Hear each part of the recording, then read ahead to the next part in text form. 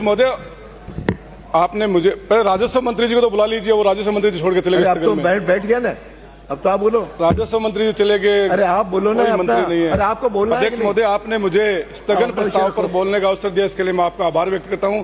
एक बहुत गंभीर मुद्दा है, गाय गाय करके गाय के नाम पर वोट लेके ये लोग आज आके सत्ता में बैठ गए, लेकिन गाय की जमीन को बेचा जा रहा है, गौशालाओं की जमीनों को बेचा जा रहा है। मेरे विधानसभा क्षेत्र फतेहपुर में सन 1959 में राव राजा कल्याण सिंह जी के द्वारा एक पट्टा जारी किया गया था।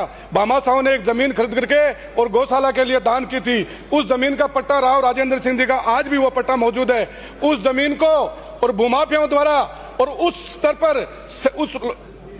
पर लेकर लोगों का सह लेकर के सारा लेकर के और उस जमीन को फर्जी तरीके से रजिस्ट्री बना करके एक ही दिन में उस जमीन से स्टे उठना, एक ही जमीन उसका रजिस्ट्री बनना और उसी दिन उस जमीन का 3 घंटे में सारा काम हो जाना, स्टे नामांकन खुलना, रजिस्ट्री होना। तो मैं अध्यक्ष महोदय आपके माध्यम से राजस्व मंत्री जी से और गोपाल मंत्री बैठे उन दोनों से निवेदन करना चाहूंगा कि आप इस प्रकरण का एक विशेष कमेटी गठित करके और इसकी जांच कराएं कि इसके पीछे कौन कौन है। ये कोई वहां नीचे लेवल का काम नहीं है, जरूर इसके ऊपर उच्च लोगों का ऊपर से लोगों की सह है, उनकी सह के बगैर ये काम नहीं हो सकता। इसका भंडाफोड़ किया जाए कि इसके पीछे कौन कौन आदमी किस किस की सह के ऊपर ये बड़ा घोटाला किया गया है। ये तकरीबन 1100 बीघा जमीन का मामला है अध्यक्ष महोदय, कोई बीघा 2 बीघा का नहीं है। 1 करोड़ रुपए बीघे की जमीन है, 1100 करोड़ रुपए की जमीन है वो भूमि। और गौशाला के लिए गौशाला की जमीन थी, गायों के लिए भामाशाहों ने जमीन दी हुई थी।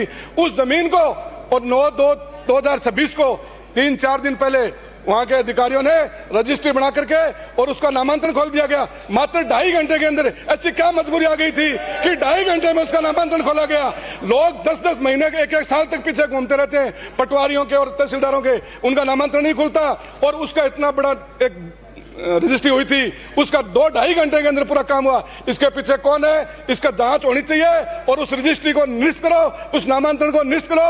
अन्य फतेहपुर विधानसभा नहीं, आसपास के लोग, गो भगत और सर्व समाज 36 कौम वहां धरने पे बैठी हुई है। अगर कुर्बानी देनी पड़ी तो कुर्बानी भी देंगे, लेकिन उस जमीन को नहीं खाने देंगे भूमाफियाओं को। ये मैं आपको सदन के माध्यम से कहना चाहता हूं, सरकार को कहना चाहता हूं कि सरकार वक्त रहते जाग जाइए और उन अधिकारियों को बात करके और रजिस्ट्री को निरस्त कराए और निरस्त करा करके और गौशाला की जमीन वापस नाम खुलवाए।